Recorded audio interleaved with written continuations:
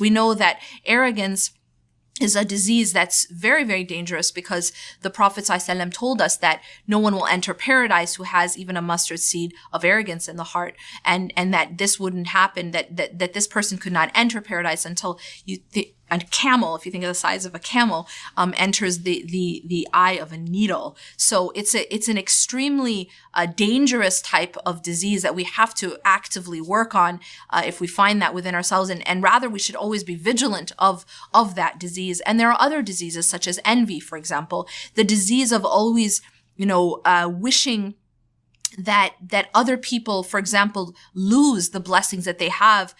It's this idea that if other people are beneath us, then we can feel better, right? If other people don't have so many blessings, then I could feel better about myself. So it's also a disease, the disease of envy or hasad, wanting another person to lose the blessings that they have out of jealousy, is also a disease of the heart. And this is also a very dangerous disease, because the Prophet ﷺ said that envy, it burns good deeds like fire burns wood. So it's an extremely toxic, a disease of the heart. And also it's extremely, destructive to the person who has it.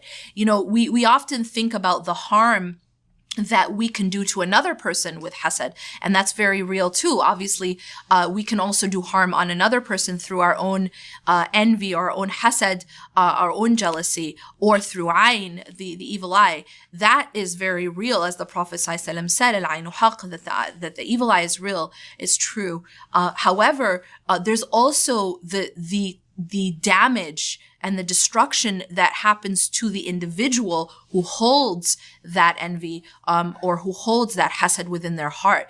That it's like a fire. And if you imagine, what can a fire do to wood? What can a fire do to your entire home?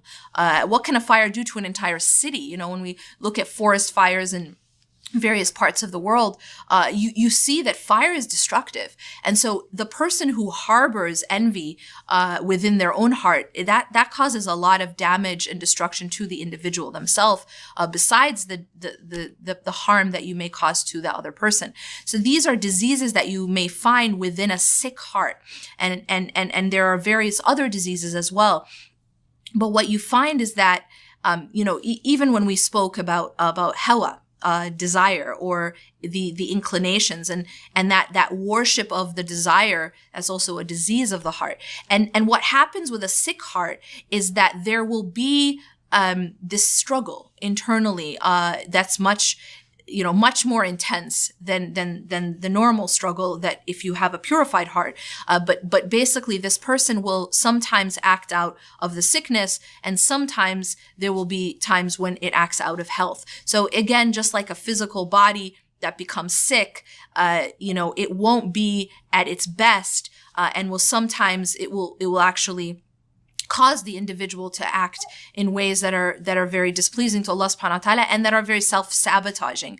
Again, that ultimately, if we disobey Allah, who are we hurting? We're hurting ourselves. If we obey Allah, who are we helping? We're helping ourselves. It's much like a doctor who gives medicine to a patient, and if that medicine is not taken, if the patient doesn't take the medicine, who are they hurting? Are they hurting the doctor, or are they hurting themselves?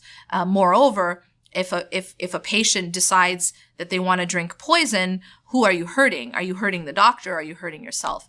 And so ultimately, anytime we have a sickness in our own hearts, we're not hurting Allah subhanahu wa ta'ala. Allah is al-Ghani. Allah is completely rich and self-sufficient from any of us. But we're ultimately hurting ourselves. And so that sickness that we may have in our heart is hurting us. It's just self-destructive.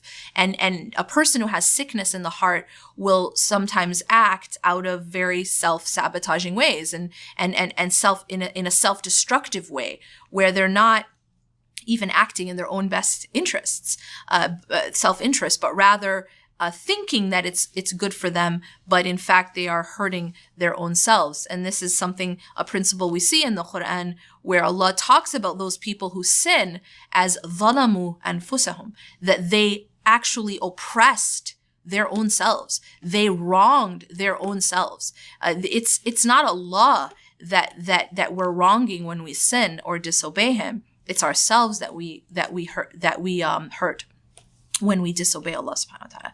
So keeping in mind that the